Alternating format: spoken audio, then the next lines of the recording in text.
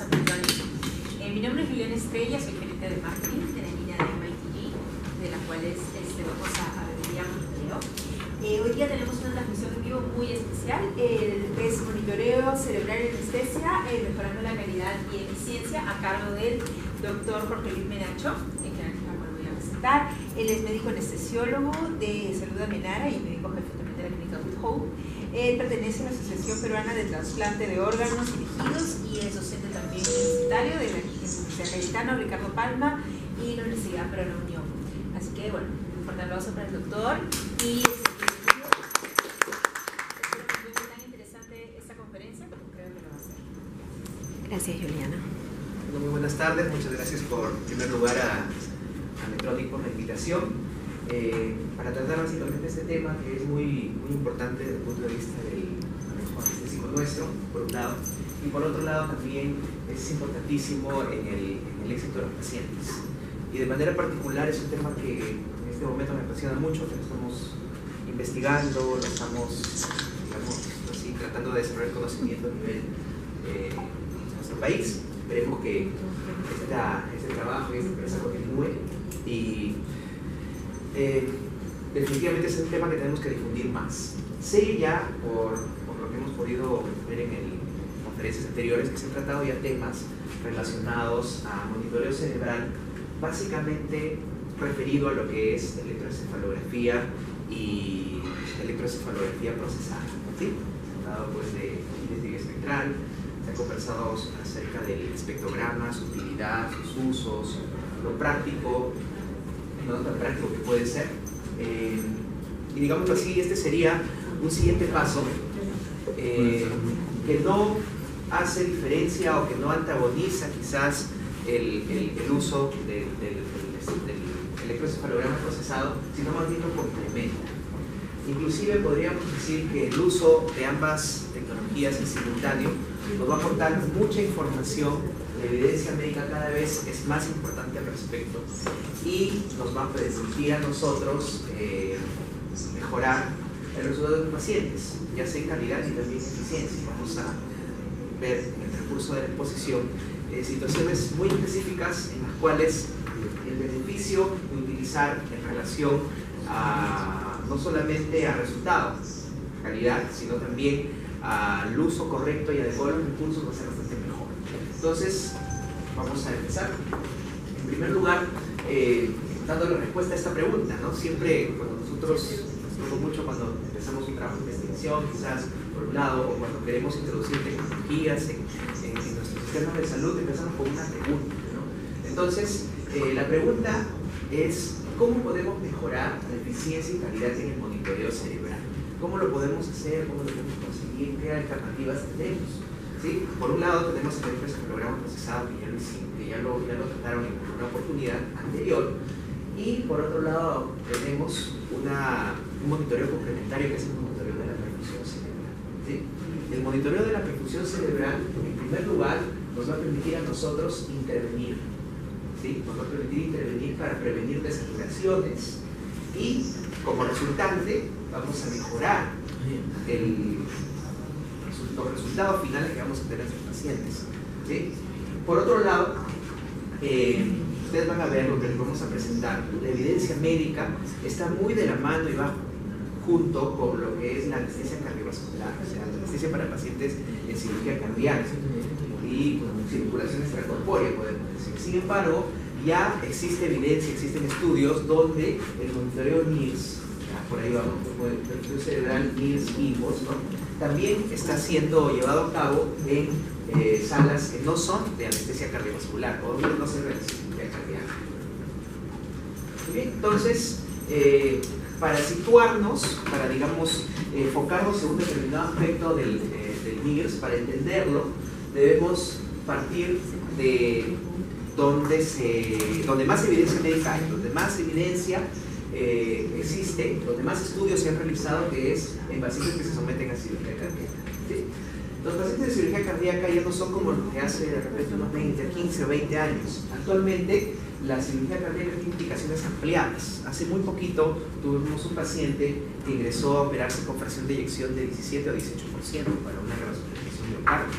en una cardiomiopatía dilatada con disfunción severa, ¿no? Con 17% de fracción de eyección. Antes esos pacientes no se operaban, actualmente sí se operan. Entonces las indicaciones ampliadas existen ya a pacientes aórticos que se les cambia la válvula con hipertrofias importantes también del ventrículo, ¿no? Que antes muchas veces se descartaba en su cirugía, ¿no?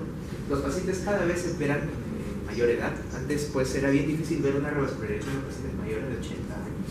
Actualmente ya lo vemos en pacientes por 85, 89, ¿no? Pacientes de esa característica, ¿no? Hay comorbilidades, ¿no? Se están operando pacientes cardíacos, ¿no? Que tienen pues falla renal, que tienen falla hepática, que tienen otras comorbilidades que hacen que los problemas puedan ser mayores en el operatorio, ¿no? ¿Y qué va a ocurrir al final? Como resultado de estos factores, que va a existir un incremento de las complicaciones perioperatorias. Los pacientes se van a complicar más. Bien, los pacientes, por teoría, ¿no? En teoría sabemos que los pacientes cardíacos, ¿no? Cirugía cardíaca, se van a complicar de tres aparatos y sistemas. En primer lugar, se van a complicar desde el punto de vista cardíaco propiamente dicho, síndromes de bajo gasto, vasoplegia secundaria seca, etc. Se puede complicar desde el punto de vista respiratorio. Sabemos que el paciente que se somete a cirugía cardíaca, cardiotorácica, tiene un 20% más de probabilidad de hacer, por ejemplo, síndrome de estrés respiratorio agudo. Y la tercera, digamos, el tercer aparato sistema que se complica son los problemas de la parte cerebral, los problemas neurológicos, ¿sí? Entonces tenemos que después de los problemas cardíacos, los problemas neurológicos son importantes y van a incrementar la morbilidad en el periodo postoperatorio, ¿sí? Aquí tenemos, por ejemplo, la lista de todas las complicaciones postoperatorias que vamos a tener en estos pacientes, ¿no? Inclusive tenemos aquí donde destaca claramente pues, las complicaciones y las disfunciones cognitivo-intelectuales. La disfunción cognitiva post cirugía cardíaca es bastante alta. Inclusive en algunas series puede llegar a ser hasta del 79% de los pacientes van a ser algún grado de disfunción cognitiva, ¿no? Todo esto puede pasar. Y tenemos también pues, problemas de corretosis, problemas de lesiones focales propiamente dichas en el cerebro, isquémica, ¿no?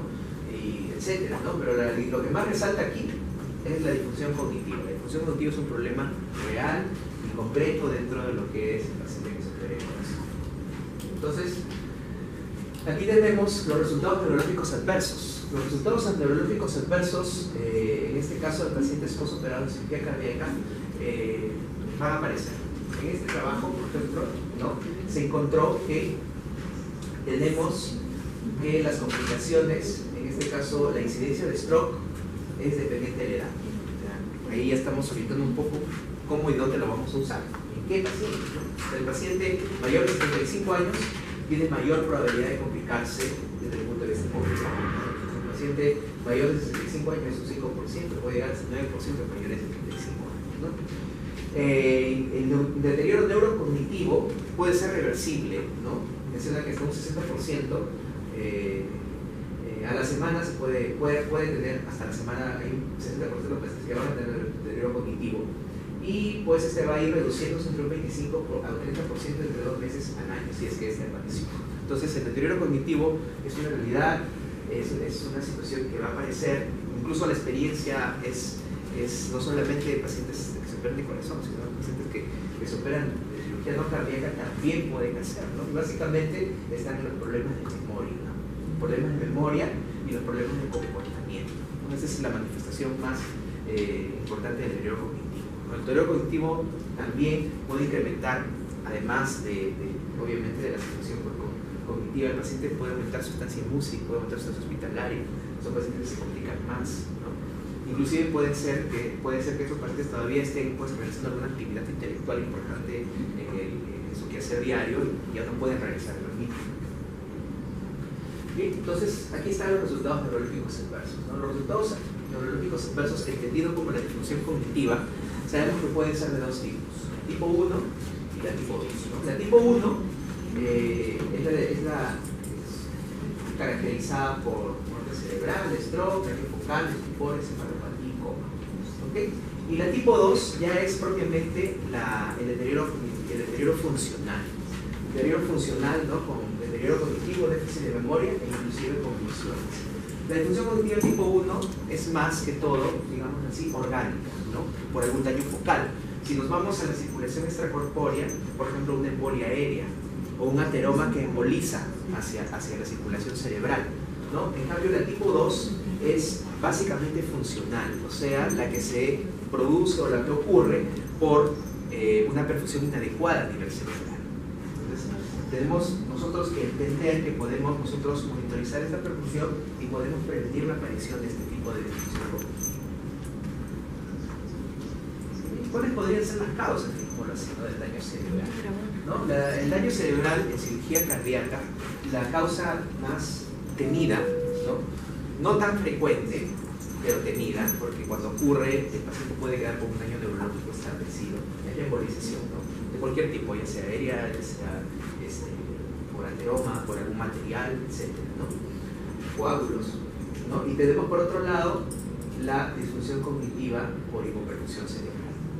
¿Qué tenemos como hipoperfusión cerebral? Aquella situación donde nosotros no logramos conseguir el suficiente flujo de sangre y por lo tanto el suficiente aporte de oxígeno a la célula o al tejido cerebral, ¿no? Y que nos condicione un daño cerebral, ¿sí? Esa es la hipoperfusión cerebral. El síndrome de respuesta inflamatoria sistémica es algo conocido y establecido en circulación extracorpórea, también nos puede ocasionar daño cerebral. Bien, al final, tanto la hipoperfusión cerebral como la embolización nos van a condicionar la isquemia tisular. La embolización en una zona focalizada y la hipoperfusión cerebral puede ser pues, a nivel global, ¿no? El resultado, pues, digámoslo así, del deterioro final va a ser una neurodegeneración con una disfunción importante en el paciente. Bien. La etiología va a ser multifactorial, ¿sí? Como vemos, ¿no? Mucho de las causas pues, se establecen, son parecidas en ambas situaciones, ¿no? Ya sea en procedimientos sin circulación extracorpórea como procedimientos con circulación extracorpórea, ¿no? Donde hay situaciones como la hipotensión, la anemia, la desaturación, algunos factores predisponentes, hay factores genéticos que predisponen a la aparición de disfunción cognitiva, ¿no? El uso inadecuado de agentes anestésicos, la patología neurológica previa también, ¿no? Hay pacientes que vienen ya con una disfunción cognitiva y iremos viendo en la práctica, ¿no? En la práctica diaria, ¿no? Cómo podemos encontrar un paciente, por ejemplo, cómo es la saturación de un paciente que viene ya con un síndrome de bajo gasto y que ingresa a operarse. Vamos a ver que eso también puede ser importante, ¿no? Y en procedimientos con SEC, la embolización gaseosa o de partículas que les mencionaba es una causa o de etiología también de la disfunción cognitiva. Ok, entonces creo que queda claro que la disfunción cognitiva, en primer lugar, es un problema, ¿sí? Es un problema en cirugía cardíaca y también en la cirugía no cardíaca. La disfunción cognitiva tiene causas multifactoriales y es importante identificarla. ¿Para qué? Para poder prevenir, ¿no? Entonces sería muy sencillo hacer esto, es proteger al cerebro de alguna forma, ¿no? Pero la manera ideal de prevenir, la manera correcta que tenemos pues a la mano para prevenir la disfunción cognitiva es el monitoreo. Las estrategias de monitoreo pueden ser pues, las que ustedes pueden observar ahí, ¿no? En primer lugar, la monitorización electroencefalográfica. La monitorización electroencefalográfica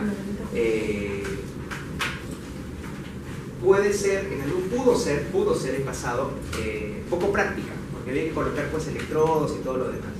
Actualmente tenemos a la mano ya hace un buen número de años el electroencefalograma procesado, ¿no? Y eso nos ayuda con, por ejemplo, los espectros y también con la tasa de supresión, ¿no? A prevenir hipoperfusión, no hipoperfusión, sino a prevenir o a orientar mejor nuestro manejo anestésico para no tener disfunciones cognitivas, ¿no?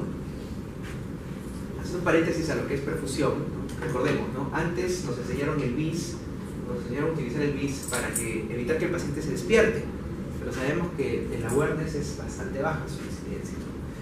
Pero actualmente el objetivo de utilizar el BIS, más que hacer que el paciente no se despierte, es para poder nosotros prevenir disfunción cognitiva. O sea que demos ni mucho ni poca anestesia, ¿no? Que demos la cantidad de anestésicos correcta. La otra forma que nosotros teníamos, o tenemos, es la medición de la saturación del bulbo de la yugular. ¿Alguien ha tenido experiencia en monitoreo de saturación del bulbo de la yugular? Muy poco, ¿no? Antes existían unos catéteres de saturación del bulbo yugular, que era como colocar un catéter central orientado hacia arriba, como orientación cefálica, ¿no? Eso era un método invasivo. Entonces al final nosotros teníamos una medición de la saturación de oxígeno luego de la extracción por el tejido cerebral, ¿no? Esa era la saturación del bulbo yugular. Y tenemos pues también un método que se llama la oximetría cerebral, ¿no? Basada en espectroscopía del infrarrojo cercano. Esto también nos mide la saturación cerebral con algunas ventajas sobre la oximetría, sobre la saturación del bulbo de la yugular, ¿no? En primer lugar, que la oximetría cerebral no es invasiva, ¿sí? Simplemente es un método completamente no invasivo, ¿no? Por otro lado, es fácil de usar, ¿sí? Es como colocar un sensor en la frente, ¿no? No está influenciada por la profundidad anestésica, eso es importante, a diferencia del BIS, ¿no? El índice espectral, este no está influenciado por la profundidad anestésica. Incluso puede utilizarse como un monitor para detectar isquemia en tiempo real durante un paro circulatorio. Sin embargo, estas todavía son, digamos, indicaciones que están en proceso de ser conocidas o implementadas, ¿no? Bien, entonces ya no tenemos que hacer esto, tenemos otras alternativas. Bien, entonces, ¿por qué medir la oximetría regional? En este caso cerebral, ¿no? Ustedes me dirán, ¿no? Pero si el paciente satura bien, quiere decir que está oxigenando bien. No, ¿cierto? O sea, yo les tendría que decir, puede ser, pero no es la idea completa, o sea, no es la idea digamos así, no implica que un paciente que esté con saturación arterial bien, buena, normal, esté con una adecuada perfusión, con una adecuada saturación cerebral. ¿Por qué? Porque influyen otros factores, ¿no? Podemos decir lo siguiente, ¿no? La saturación sistémica no necesariamente va a significar una saturación regional correcta, porque van a haber otros factores que van a intervenir, ¿no? La saturación de oxígeno arterial que tenemos en el AGA nos da una idea de la disponibilidad de oxígeno arterial sistémico. La pulsoximetría nos indica más que todo el contenido adecuado, pero no el suministro a los tejidos. Puede contener una buena cantidad de oxígeno a la sangre, pero eso no quiere decir que los tejidos van a tener un adecuado aporte, no necesariamente, en todo caso, ¿no? La saturación venosa invasiva, ¿no? La circulación venosa central, que nosotros medimos cuando colocamos un catéter de arteria venosa central y sacamos una muestra y lo llevamos a la máquina de gases y ahí nos va a dar una saturación, ¿no? O en todo caso, cuando tenemos fibra óptica, ya sea en las venas en la cava o en la arteria pulmonar con la saturación venosa mixta, no nos va a dar una idea tampoco de la adecuada saturación regional. Nos va a dar un panorama general del uso del oxígeno, o sea, cómo los tejidos están usando el oxígeno, ¿sí? Indicando o nos puede indicar un adecuado suministro a los tejidos, ¿sí?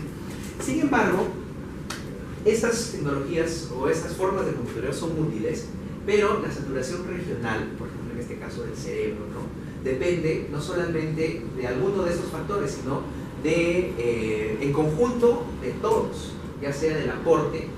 En la oximetría cerebral es no pulsante, ¿sí? En el oxímetro necesariamente, en la oximetría, la pulsoximetría necesitamos que haya un pulso para que pueda medir, porque va a medir no solamente la capacidad que tiene de absorber, sino también en base al movimiento. ¿Okay? Entonces, la oximetría cerebral no es pulsante. Hay situaciones, por ejemplo, la circulación extracorpórea donde el flujo ya no es pulsante, sino el flujo de sangre es continuo. Entonces, ahí también no va a ser útil la oximetría cerebral, ¿no? Otra importante, bueno, la longitud de onda varía un poco. El componente es importante resaltarlo, ¿no? El componente, ¿sí? Acá, bueno, la transmisión de la luz es por el movimiento, por transmisión, que es por refractancia, o sea, cómo es que lo refleja.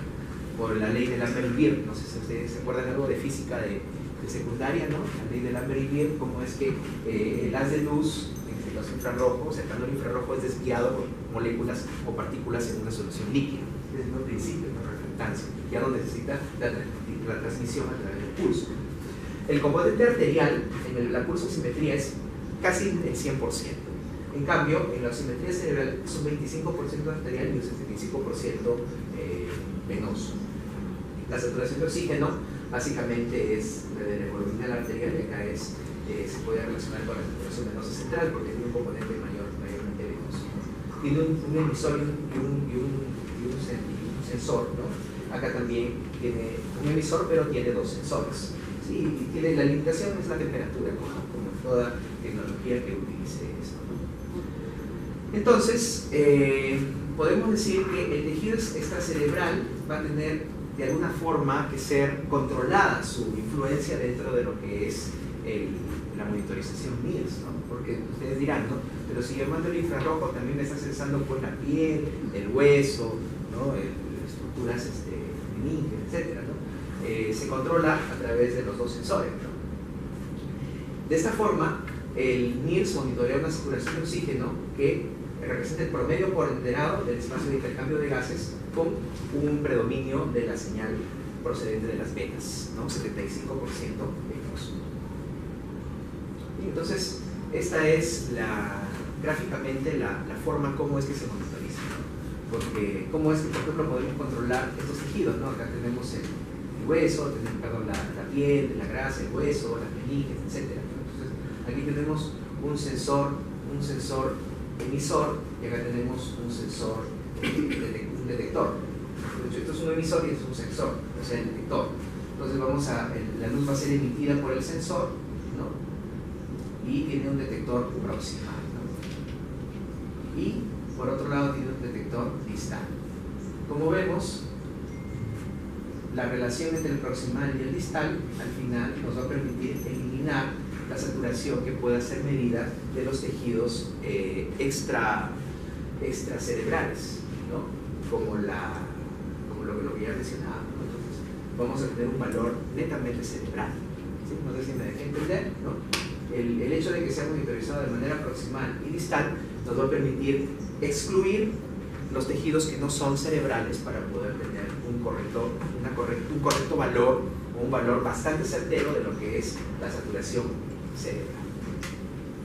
Entonces, utilizando esta tecnología NIRS, ¿no? Nosotros tenemos alternativas, ¿no?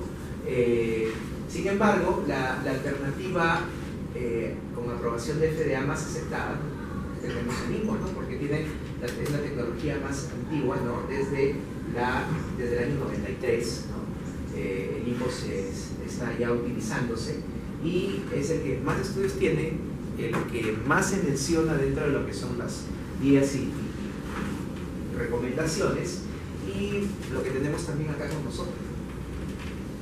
Estos son los monitores y los sensores, ¿no? Que nosotros podemos utilizar, ¿no? Acá también existe uno, ¿no? Este es el IMO, ¿no? Es una espectroscopía óptica en vivo, ese es el término correcto.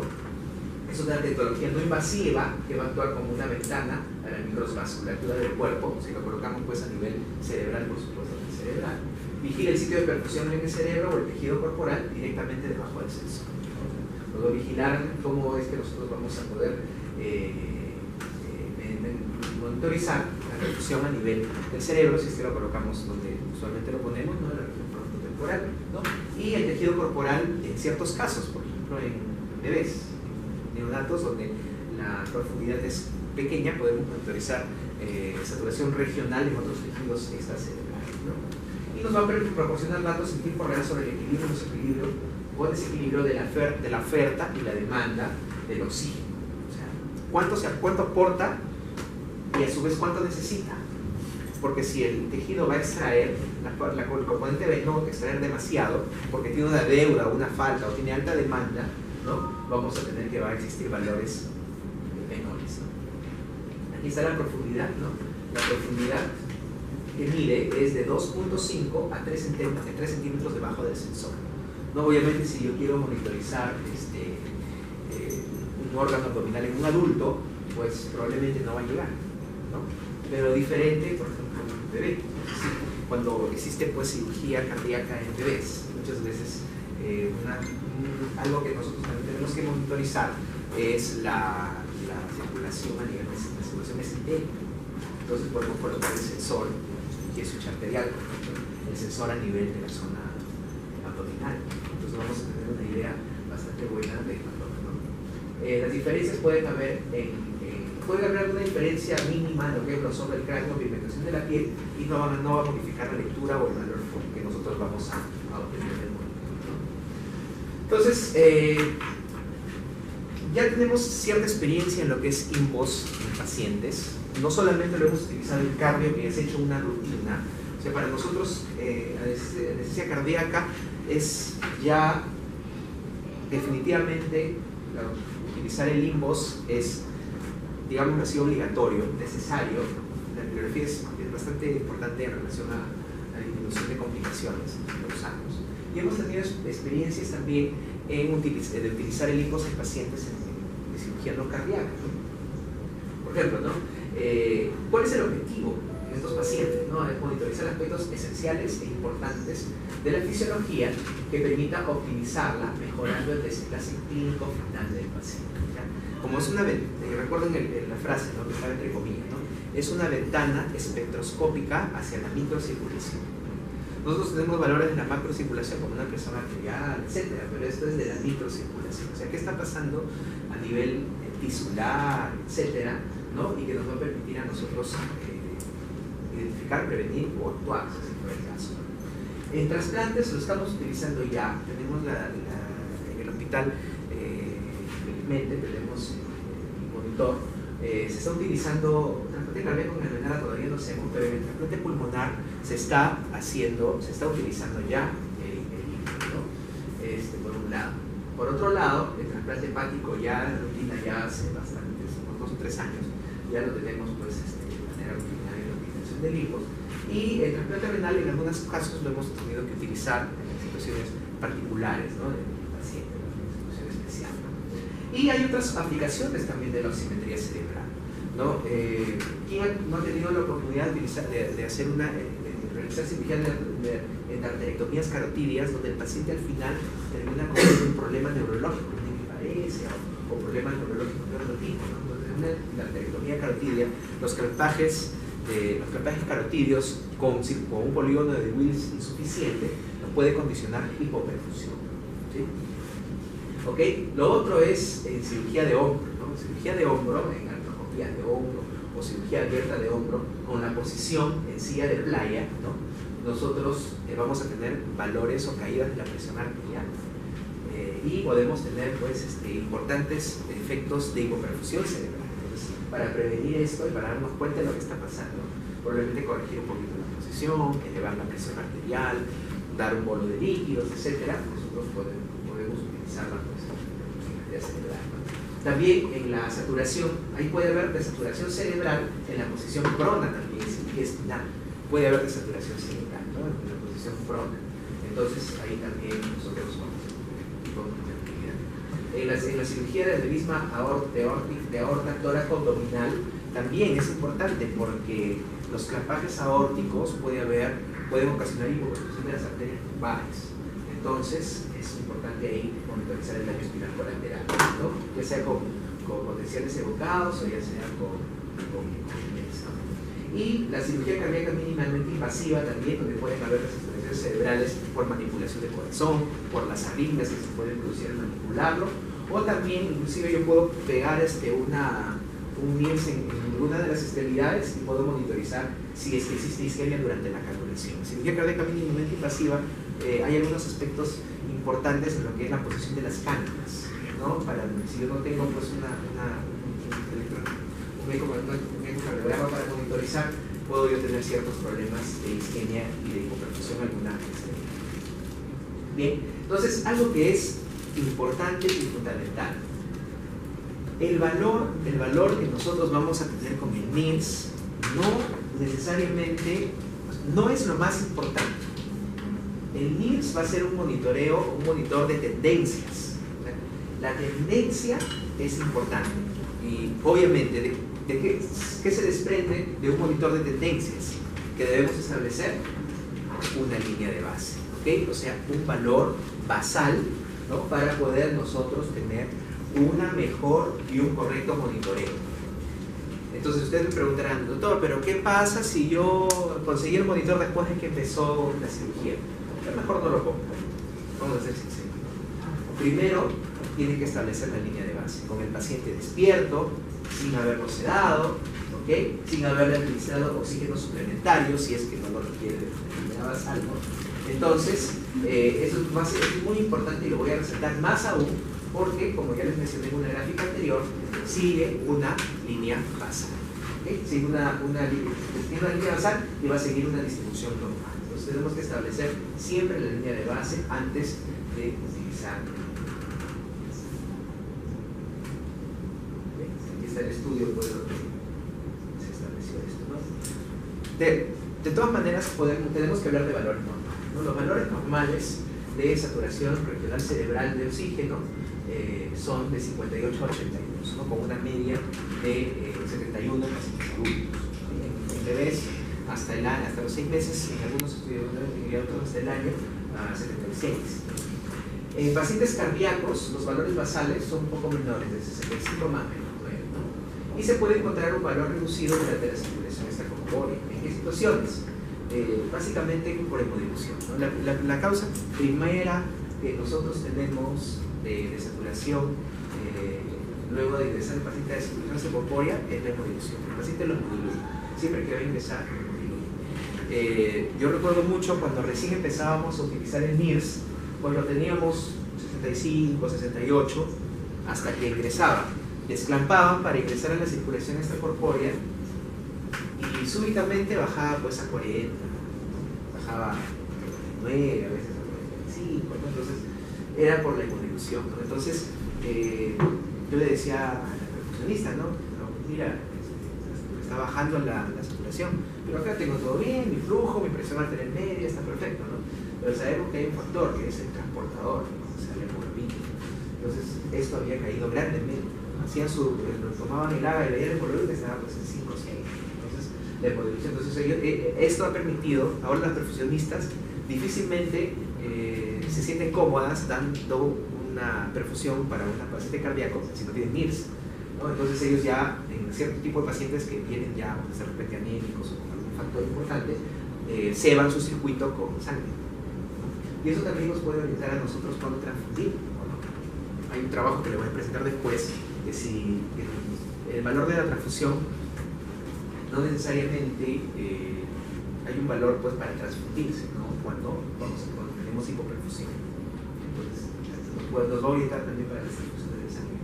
En el recalentamiento después de la circulación extracorpórea, debido a un desequilibrio en la oferta y la demanda de oxígeno. ¿Cuándo se ve esto?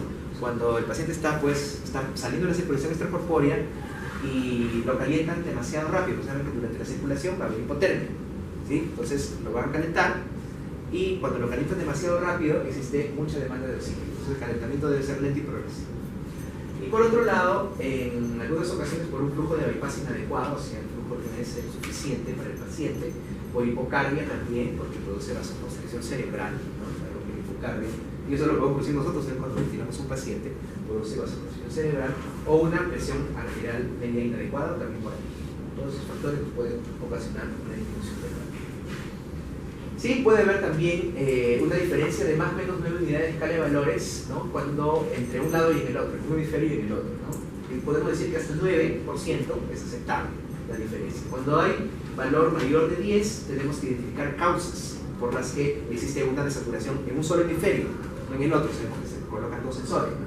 Entonces puede haber aquí estenosis arterial carotidia o un problema intracraneal, un infarto cerebral, una lesión expansiva intracraneal o un exceso de líquido en el seno frontal, ¿no?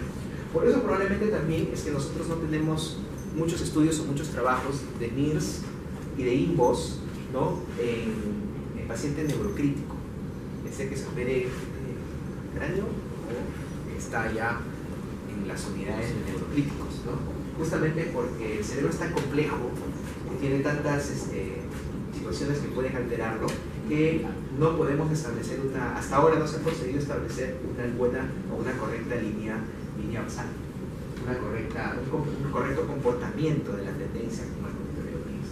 Entonces esto puede haber.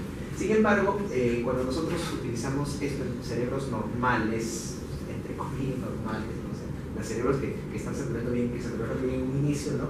esta diferencia entre un lado y el otro es bastante poca, ¿no? A diferencia de la saturación glomerular, que llegaba casi al 30% de diferencias de más de 10, en NIRS, en NIMBOS, las diferencias entre uno y otro hemisferio rara vez pasan los 5% de la diferencia. Entonces tenemos algunos valores críticos, ¿no? Entonces, el valor crítico es el que nos va a permitir a nosotros intervenir, ¿sí? Siempre se habla del valor de 50, pero ustedes me dirán, pero ¿y si llegó con 50 o llegó con 52? Estoy muy cerca del valor crítico. No. Aquí lo más importante es la caída o una variación mayor o igual al 20% de su línea base. ¿Okay? Entonces, si cae más del 20% de su línea base, yo ya tengo que intervenir, ¿sí? O en todo caso, ya es crítico intervenir, o sea, sí o sí, porque va a haber un daño si yo tengo caídas mayores al 25% de la línea basal. ¿Okay? Es fundamental y muy importante eso. Si yo tengo un paciente que ingresó con 60 de saturación cerebral, ¿no? Se cae un 15%, ¿no? Ya estamos hablando de un 25%, ¿cierto? De la cuarta parte, ¿no? Entonces ahí yo ya tengo que intervenir. Entonces, como la tendencia en todo es hacer fluxogramas, este es el fluxograma de manejo ante una desaturación cerebral. ¿Okay? Tenemos que, ante la desaturación cerebral, tenemos que verificar la posición de la cabeza, ¿no? Muchas veces desaturaciones cerebrales en un hemisferio se corrigen o se consiguen, uno o dos hemisferios se consiguen centralizando la cabeza o dejando de extenderla mucho. Porque a veces hay una tendencia en el cardio a extender demasiado, ¿no? Puede ser una condición que produce o cabeza y cuello en la arteriectomía de saturaciones cerebrales. Entonces hay que ver la posición de la cabeza. El siguiente aspecto que hay que considerar es la presión arterial media, ¿no? Acá está, se posiciona una cánula que se ha colocado, las cánulas de institución corpórea, ¿no? La presión arterial. Si hay hipotensión, hay que tratar la hipotensión, ¿no? Luego de esto, si la presión está normal, ¿no? Hay que identificar cómo está la saturación arterial de oxígeno. Entonces, si hay caída de la saturación arterial de oxígeno, hay que tratarla, ya sea encontrar etiología y tratarla, ¿no? Si la presión está normal, la posición de la cabeza, la presión arterial, la saturación de oxígeno arterial está normal, hay que ver la presión de CO2, ¿no?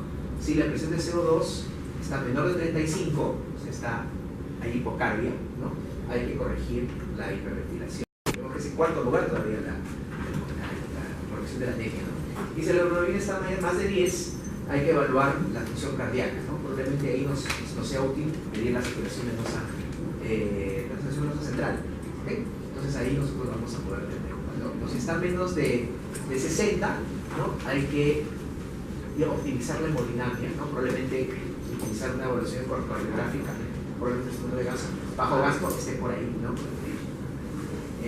Optimizar pues, el gasto cardíaco, pero si está mayor hay que ver qué está ocurriendo con el consumo de oxígeno. Probablemente el consumo cerebral de oxígeno se esté incrementando.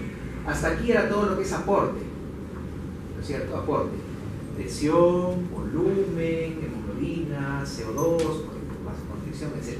Aquí ya entra a tallar lo que es el consumo. Puede haber convulsiones, ¿no? Puede haber hipertermia, ¿no? Nos puede ocasionar incremento del consumo. Entonces, tratar las convulsiones y bajar la temperatura, ¿no? O puede estar normal, ¿no? Entonces hay que ver ahí situaciones de presión intercranial incrementada. Hacer el diagnóstico de por qué está la presión intercranial incrementada y tratar el edema cerebral, ya sea de la forma que podamos, ¿no? Centro cirujano, medicamentos, etc., ¿no? Entonces, este es el algoritmo paso a paso de lo que se tiene que hacer ante una desaturación cerebral. O sea, cómo es que se tiene que usar este conductor. Y este es el resumen, ¿no? Más sencillo, ¿no? Si hay desaturación, mejorar la FiO2, corregir la posición de la cabeza, corregir el PCO2, la corrección arterial media, el hematocrito y algunas situaciones de mejora de la proximidad anestésica, ¿no? Con inclusión del consumo de oxígeno cerebral nos puede ayudar. Es un resumen. Bien, entonces este es un estudio interesante, ¿no? Sobre qué hacer o cuál es el resultado de intervenir ante una desaturación cerebral. Entonces, cuando nosotros intervenimos, ¿no? Esta es una cirugía de revascularización, IO para cambio valvular, ¿no?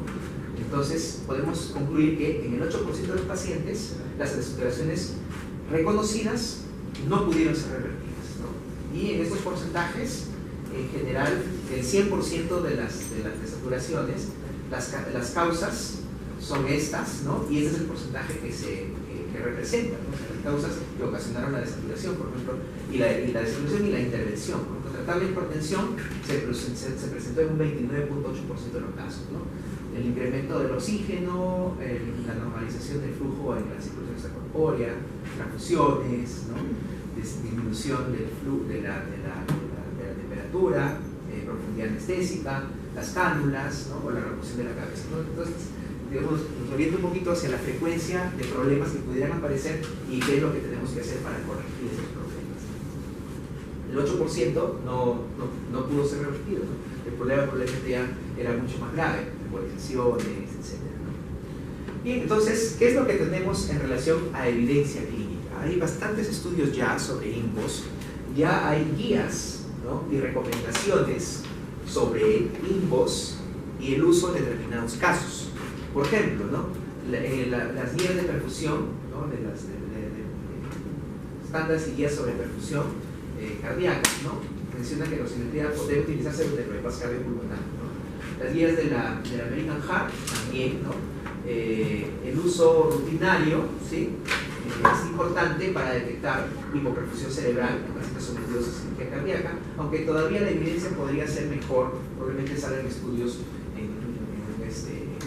posteriores, ¿no? También las guías de práctica de clínica de cirugía cardíaca, ¿no? Cerebros de niños, ¿no?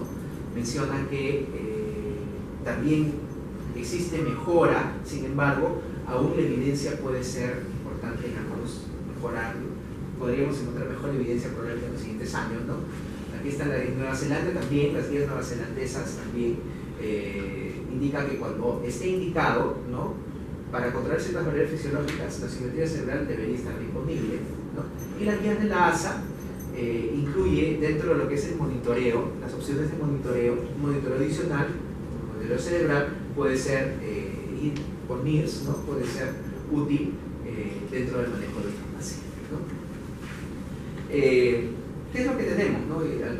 Estudios que han ido presentándose y han ido estudiándose en el tiempo, ¿no? Ya hace un tiempo ya están saliendo trabajos al respecto, ¿no? El monitoreo e intervención van a reducir definitivamente la hipoxemia. Los pacientes, cuando son sometidos a cirugía cardíaca, son monitoreados y se interviene esta desaturación, van a tener menor desaturación prolongada, ¿no? 0% versus 6%, no se monitoriza, ¿no? Y también el tiempo en minutos es mucho menor, ¿no? En los pacientes que se monitoriza versus los pacientes que no se monitorizan. O sea, tenemos datos bastante concretos de que existe una mejora, ¿no? También va a reducir la intervención ante unas desaturaciones. Los trabajos, este trabajo, ¿no? Publicado ya hace algunos años, va a disminuir o va a reducir la incidencia de morbilidad y mortalidad, ¿okay? Este es cirugía de reorganización miocárdica, ¿no? En Canadá, ¿no? Aquí menciona que en comparación con el grupo control, el grupo de intervención redujo la mitad de su estancia inducida, ¿sí? En la mitad del tiempo, 1.5 versus 1.87 días, ¿no? Entonces hay una menor estancia inducida. Aquí deterioro cognitivo también, las intervenciones reducen la incidencia de deterioro cognitivo, ¿no? Cirugía de reorganización miocárdica. El monitoreo y la intervención consiguiente se asoció a un riesgo reducido en un 46% de deterioro cognitivo postoperatorio, ¿no? O sea, el deterioro cognitivo es menor, mucho menor en los pacientes en los que se monitoriza INVOS y INVOS NIRS, ¿no? Que los pacientes donde no se les monitoriza, ¿no? O sea, el paciente va a tener mejor resultado desde ese punto de vista, ¿no? Es muy importante, ¿no? Por otro lado, esto también es cirugía cardíaca, ¿no? 150 pacientes. Los pacientes que se monitoriza NIRS, ¿no? Se transfundieron menos, 1.27 versus 1.575 unidades en sala de operaciones, y también después en total, ¿no? 1.32 menos 1.82. O sea, es una necesidad de transfusiones si lo queremos decir de alguna forma, más razonadas, más razonables, ¿no? O sea, no se utiliza pues sangre de manera pues, digamos, sin tener un valor que nos permite identificar perfusión. ¿Okay? Entonces los pacientes van a mejorar, ¿no? Aquí, por ejemplo, este es un trabajo multicéntrico, ¿no? Se estudiaron 4.300 pacientes de cirugía cardíaca y las complicaciones neurológicas fueron menos, ¿no? Y también se redujo la estancia en UCI, ¿no? De manera significativa, 1.76 días, de manera significativa. Reduce complicaciones también, se ha reducido el ictus permanente, complicaciones pulmonares, duración de estancia hospitalaria, ¿sí? Y estas reducciones estadísticamente significativas que vemos aquí, ¿no? Por ejemplo, en stroke y en ventilación prolongada, tenemos que tener en cuenta que en estos años, ¿no? Estamos hablando del año 2004, cuando se utilizaba INVOS no eran todos los pacientes cardíacos, sino los pacientes que más riesgo tenían. Entonces, a pesar de que los pacientes tenían un mayor deterioro, ¿no? La resultante era mejor de utilizar INVOS, ¿no? En los pacientes diabéticos también, ¿no? El sistema INVOS demostró mejoras estadísticamente significativas sobre el paciente diabético no monitorizado. Entonces, tanto en estancia hospitalaria, ventilación y también necesidad de ventilación mecánica o estancia UCI. Es unos resultados menores, tanto así que siempre nosotros decimos, ¿no? El paciente diabético que supera el corazón es el paciente que se va a complicar más, ¿no? Utilizando Mulkin, ¿no? Que es el que probablemente más estudió este tema, encontró que los pacientes diabéticos y los pacientes no diabéticos, si se monitorizaba INVOS, tenían resultados bastante parecidos en lo que eran estos aspectos, ¿no? Entonces, el resultado fue bastante bueno. Bueno, y hay algunos trabajos ya que están saliendo en otro tipo de cirugías, por ejemplo, en cirugía general de alto riesgo, ¿no? Todas las desaturaciones cerebrales que ocurren durante el periodo de mantenimiento de anestesia general nunca se asociaron con una reducción arterial, ¿no? Nunca se asociaron con una reducción concomitante en la saturación arterial de oxígeno, ¿no? Entonces, no siempre la saturación arterial, no siempre, ¿no? Nos va a permitir a nosotros tener un valor. Entonces, aquí, por ejemplo, el tiempo por debajo del umbral de saturación cerebral se correlacionó significativamente con disminución del Minimental, ¿no? El test de Minimental de cognición, ¿no? Y también con aumento de estancia hospitalaria, ¿no? O sea, al monitorizar tenemos mejores resultados en Minimental y menor estancia hospitalaria, ¿no? En trasplante cardíaco pulmonar también hay estudios, ¿no? Por ejemplo, este 2015 publicado en Journal of Cardiac Transplantation, ¿no? Se ve que el utilizar monitoreo de simetría cerebral en trasplante pulmonar y cardíaco va a ser necesario, obviamente siempre que se encuentre disponible, ¿no? Y su uso mejoró en los pacientes que sometían a circulación extracorpórea la aparición de ictus, complicaciones pulmonares y de la duración de la estancia hospitalaria. Por otro lado, se lograron estadísticamente significativas, ¿no? A pesar de que el sistema INVOS tenía un mayor deterioro que el grupo que no lo utilizó. O sea, los pacientes que se utilizaba INVOS estaban más deteriorados desde el punto de vista clínico, ¿no? Y con todo esto, pues, los resultados fueron bastante mejores. En trasplante hepático también ya hay estudios, ¿no? Acá es un estudio donde se correlacionó la simetría cerebral con marcadores de sistema cerebral, ¿no? Como LASA y LS100. Y acá lo que concluye es que va a mejorar o sea, hay correlación, o sea, desaturaciones implican incremento de los marcadores de isquemia cerebral, ¿no? En el trasplante hepático existe una particularidad, ¿no? Pues, a pesar de que es una cirugía donde no interviene tanto pues, la parte con el corazón o pulmonar, sin embargo, es una cirugía donde hay grandes cambios desde el punto de vista neurológico, coagulopático, sangrado, es una cirugía pues, paciente bastante deteriorado, ¿no? Entonces, la autorregulación cerebral se puede afectar en muchas fases, ¿no? Es decir, que el trasplante, no solamente cuando hay falla hepático fulminante y hipertensión intracraniana. La identificación de los factores de riesgo de complicaciones neurológicas permite que nosotros podamos intervenir, ¿no? Desde el punto de vista de la neuroprotección, ¿no? Ya sea con regeneración arterial, ya sea también con mejora de uterino, perfusiones, etc., ¿no? Entonces es importante el trasplante hepático también, ¿no? Inclusive el trasplante renal pediátrico.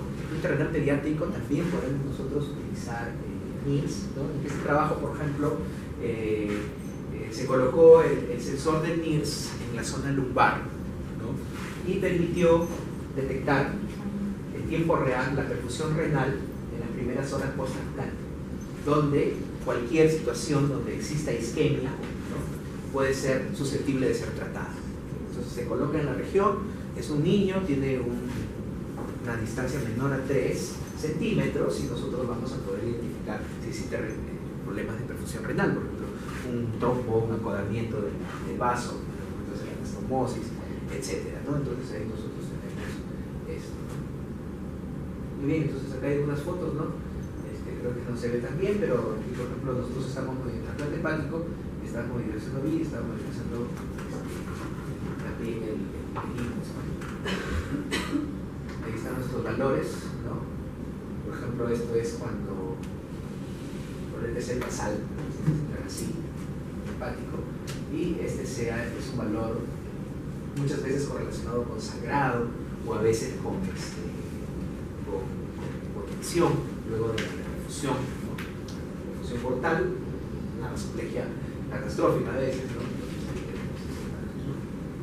Y entonces hay una regla, hay una pequeña reglita que se les voy a traer, que es la predicción de riesgo incrementado. Muy sencilla y muy práctica. Simplemente multiplica el número de puntos porcentuales de caída por el número de segundos. En otras palabras, si tengo acá se ve, ¿no? Si tengo, por ejemplo, una caída no tan importante, pero prolongada, puedo tener una caída muy importante, pero no muy prolongada, o una caída, digamos, intermedia y un tiempo intermedio, ¿no? Entonces, al final, nos va a dar un valor. Por ejemplo, una caída de 5 puntos por ciento, de 5 puntos porcentuales, ¿no?, por 600 segundos, ¿okay?, nos va a dar un valor de 3.000. ¿Sí? Si cayó más, o sea, cayó 10% del basal por 5 minutos, o sea, por un tiempo más corto, ¿no?, también nos va a dar un valor de 3.000. Y si tenemos acá una caída de 15, que es una caída bastante importante, por 200.000 segundos, ¿no?, igual nos va a dar un valor de 3.000. Entonces, aquí es, ¿por qué es importante esto? Porque es importante tanto, no solamente cuánto cae, sino cuánto dura la caída, o sea, cuánto nos demoramos en corregir, en intervenir. ¿Okay? Entonces, ¿qué encontraron en ese trabajo? ¿No? En ese trabajo encontraron, en este estudio, que caídas mayores a 3.000% segundos, ¿no?, tenían un riesgo significativamente mayor para difusión con el tiempo postoperatorio. O sea, es importante cuánto cae y cuánto tiempo dura la caída. Y tuvieron un riesgo casi 3 veces mayor para una estancia prolongada hospitalaria mayor a 100 días, estadísticamente significativo, ¿no? Entonces, este es un dato importante, ¿no? O sea, nosotros debemos intervenir cuando cae y debemos intervenir para que no caiga tanto, o sea, de manera tan importante, y también que esa caída, si es que cayó, dure lo menos posible, ¿no?, porque ambos factores van a ser importantes. ¿Okay? De esta forma, nosotros podemos utilizar el cerebro como un órgano índice, ¿no?, para optimizar todas las intervenciones que nosotros hagamos para optimizar la perfusión cerebral. Va a tener un efecto igualmente beneficioso sobre la perfusión sistémica de los tejidos y los resultados clínicos. O sea, cuando nosotros sabemos que el cerebro es un órgano que, digamos, necesita un gran flujo de sangre para ser perfundido, por su misma naturaleza fisiológica y anatómica. Entonces, todo lo que nosotros hagamos para optimizar la perfusión cerebral, de manera consiguiente, si es que no existe una alteración, digamos, anatómica, quirúrgica, etc., va a permitir una mejora de la perfusión sistémica de los tejidos y al final del resultado clínico de nuestra intervención o de nuestro manejo. Acá más bibliografía, ¿no? Reduce, pues, en estos pacientes la estancia en UCI, ¿no?, una reducción bastante significativa. También va a haber una reducción. Este es bien interesante, ¿no?, porque, por ejemplo, este es un casito, ¿no?, donde se ve una caída de la saturación, pero en un hemisferio nada más, ¿no?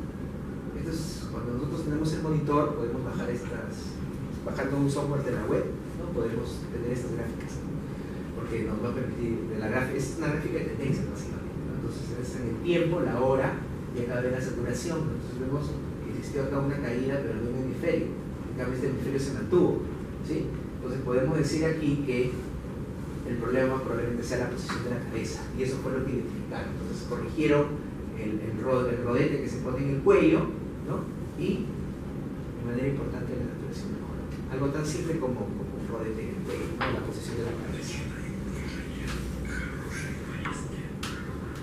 Y acá hay otra situación porque puede aparecer, ¿no? Por ejemplo, acá está todo bien, ¿no? El paciente entró en bomba, bajó un poco el flujo, a veces por desclampajes vasculares, ¿no?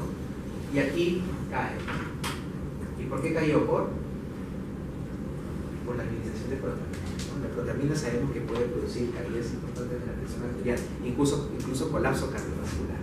Entonces fue tan importante la caída de que ha llegado pues hasta 10, ya casi no había flujo, seguro no había presión, estaba muy cerca de la parada, ¿no? Con protamina, porque se había salido, el paciente tuvo que regresar a la circulación extracorpórea. Entonces aquí quizás tuvieron una segunda exposición, le pasaron más lenta la protamina, con mucho más cuidado, y no hubo una diferencia tan significativa o importante. Muy bien, entonces, ¿qué podemos decir? Como digamos, algo o algún elemento, en este caso un monitor, ¿no? Que nos permita retroalimentar, ¿no? Lo que nosotros estamos haciendo, o sea, cuál es la resultante de lo que estamos haciendo, presión, sangre, etcétera, ¿no? Pacientes, y todos los pacientes clínicos, ¿no? Que hemos estado hablando de cuáles se pueden utilizar, ¿no? Que nos permita identificar algún problema, ¿no? En algún órgano o en algún tejido, en este caso un órgano final, identificar las saturaciones cerebrales, ¿no? De esta manera, por todas las perturbaciones silenciosas, o sea, lo que nosotros no evidenciamos en nuestros monitores, digamos, comunes y corrientes que empleamos, ¿no? La vamos a poder detectar y de alguna manera optimizar. ¿Cuántas disfunciones cognitivas se pueden prevenir en el paciente cardíaco o en el paciente no cardíaco de riesgo utilizando estos monitores, ¿no? Y al final vamos a tener que estas variables clínicas van a ser optimizadas y las situaciones adversas que se presentan van a ser menores, se van a limitar, ¿sí? Entonces, esta sería la conclusión de lo que nosotros estamos, de lo que les hemos presentado. Y recuerden, este es un monitor de tendencias, ¿sí? O sea, el valor normal va a estar ahí, pero necesitamos sí o sí establecer una línea de base.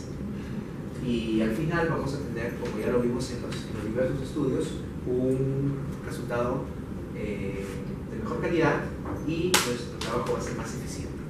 No solamente que el paciente esté bien, sino, que es lo principal, sino también disminución en el sistema de salud como los centros que necesitan recursos, disminución de estancia hospitalaria, estancia en UCI, ventilación mecánica y también en necesidades de transfusiones.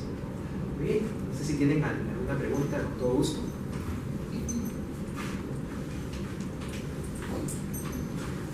De repente esperemos que puedan seguir utilizando cada vez en mayor medida estos monitores que estén más disponibles en sus hospitales, ¿no? En el paciente cardíaco, en el paciente no cardíaco de riesgo. ¿Alguna pregunta? No sé si tenemos alguna pregunta en línea. ¿No? Sí, doctor, principalmente por lo que entendí es en pacientes cardíacos y neurológicos. Principalmente, o es que porque un paciente en la unidad de cuidados intensivos es un paciente que obviamente está en riesgos también de sufrir algún daño a nivel cerebral. Entonces me pregunto por ahí, ¿solamente en estos casos o principalmente en estos casos y hay experiencia en otro tipo de pacientes? Claro. Aparte de trasplante también escuché que hay menos cantidad. O sea, realmente donde la evidencia, ¿no? Siempre nosotros tratamos de hablar en lo que es evidencia, ¿no? La evidencia nos dice a nosotros es más rica o más abundante, hay más trabajos, más estudios en lo que es paciente cardíaco, ¿no? El paciente sometido a cirugía cardíaca. Les he presentado también evidencia en cirugía abdominal mayor, hay evidencia en pacientes que son sometidos a trasplante, en cirugía y algunas otras indicaciones como carótida, cirugía carótida, hombro, cirugía de columna espinal, ¿no? Cirugía espinal también, ¿no? La posición prona, la posición sedente, etc. O sea, ahí las indicaciones son varias realmente. La del paciente crítico, en UCI no hay trabajos todavía, ¿no? En el monitoreo de la perfusión, en el rescate de una parada cardiorrespiratoria tampoco. Sé que hay algunos trabajos que están corriendo al respecto. Probablemente en algunos años vamos a tener algunos datos, quizás, algunas publicaciones al respecto. El paciente neuroquirúrgico es un paciente probablemente que no vamos a tener aún un dato importante, ¿no es cierto? ¿Por qué? Porque puede presentarse, es un cerebro no normal desde el punto de vista basal, o sea, cómo ingresó a la situación que nosotros vamos a monitorizar. Entonces, allí la tendencia puede no ser la correcta, porque pues, en este caso se comprimió una zona cero de cirugía, o probablemente el edema apareció, el edema se pudo controlar, el tumor se extrajo, hubo alguna lesión de un vaso durante el clampaje de un aneurisma, etc., ¿no? Entonces, justamente eso hace que todavía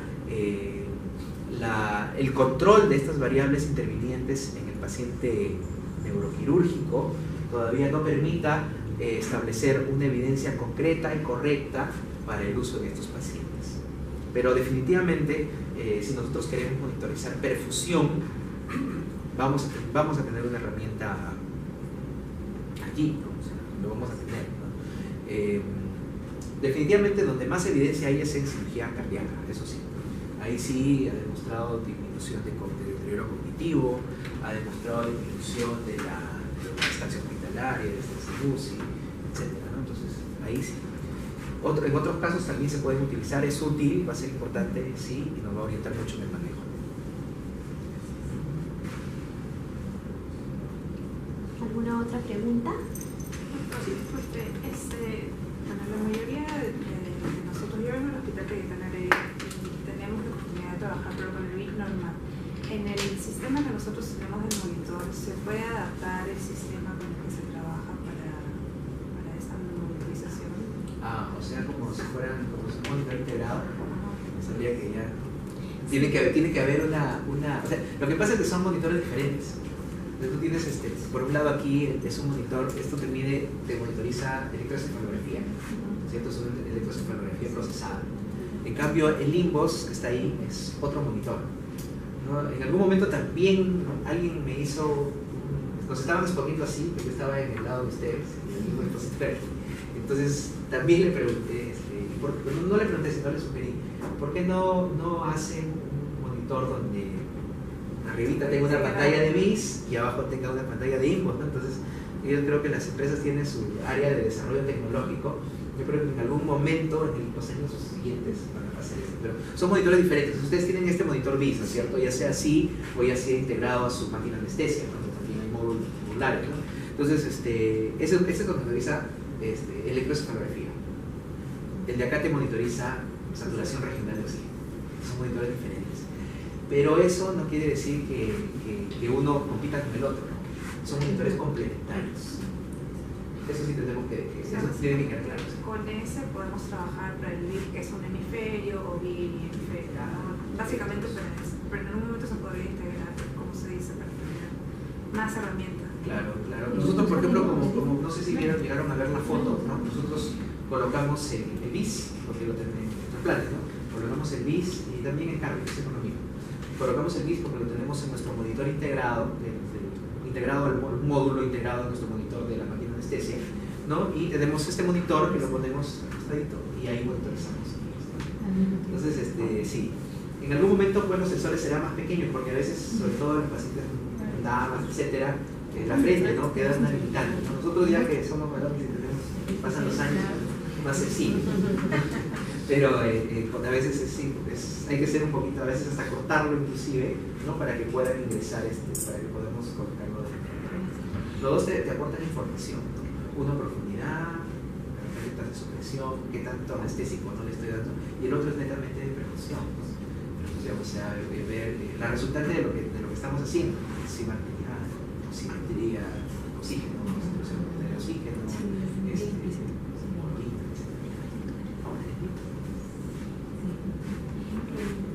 Doctora, para complementar agradecer al doctor Menacho. Quería comentarle que en el Hospital Cayetano tienen los monitores standalone, también lo tienen integrados sus máquinas de anestesia.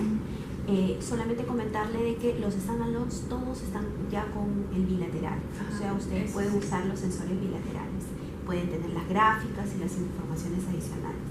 Con respecto a limbos, me parece que también les van a ingresar los equipos, por eso se encargaba de la institución.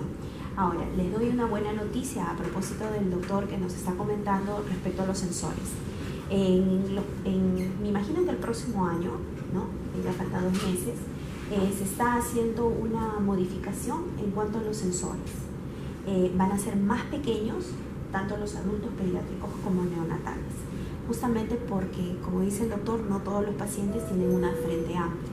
Entonces, a partir, ya les estaremos comunicando, pero en teoría van a funcionar con los mismos equipos, solamente que se va a hacer la modificación. Y también vamos a tener un upgrade, o sea, con respecto a las máquinas que ustedes tienen. Ya todas van a tener la gráfica del DSA, tanto los que tienen un solo canal como los que tienen el bilateral. Entonces, en ambos casos, o sea, mejor dicho, usando cualquier tipo de sensor, usted va a tener la gráfica del DSA para ver el comportamiento, porque es mucho más rápido y conveniente para ustedes con las drogas. Nosotros ya, me imagino que el próximo año nosotros nos vamos a acercar para ir modificando y haciéndole la actualización a los equipos que tienen. Sí. Sí, doctor. No sé si tengan alguna otra pregunta. Miren, ya que tenemos acá al doctor Menacho, que tiene mucha experiencia y puede compartir toda su experiencia con BC-NIRS.